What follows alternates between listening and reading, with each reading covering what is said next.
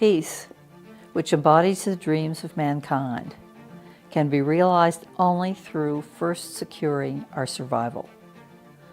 War will be the end of life on Earth. Knowledge, study of the facts, and an understanding of causes and consequences are badly needed. The start of the Baker Institute, actually, it grew out of what was called the Peace and Conflict Studies program. That program began in the mind of Elizabeth Baker. Elizabeth was very moved by her concern about the nuclear arms race and nuclear power. She was very concerned about the dangers of nuclear power. I think my father, having been a member of the Church of the Brethren, was probably steeped in it from an early age in terms of taking on peace. That came a bit later, and it came and was very driven by my mother.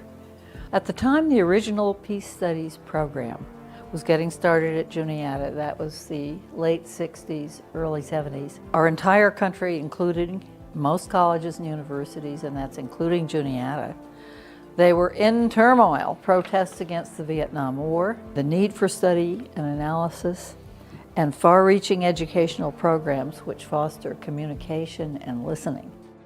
In 1971, John Stauffer, the president of Juniata, asked several of us to form a committee. The Institute was founded as the Juniata Institute for Peace and Conflict Studies in 1984, and then renamed the Baker Institute in 1986. Juniata was probably the fourth program after Manchester, Colgate, and Manhattan College. And we worked very closely with people from all three of those places as we were beginning to found the program here. One of the purposes of the Institute was to encourage the growth of peace and conflict studies in other schools and other institutes. We probably had at least 30 or 40 institutions that used Juniata's program as a model.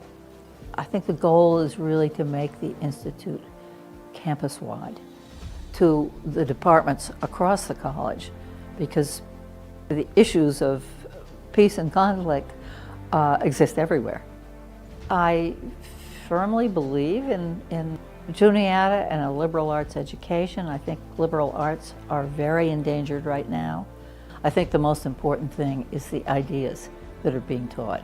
I think in terms of a credential, it's very important that the Institute has, in fact, been active and influential at Juniata for a long time. You know, the length of the existence of the Baker Institute is important. I mean, there's tradition there that builds up.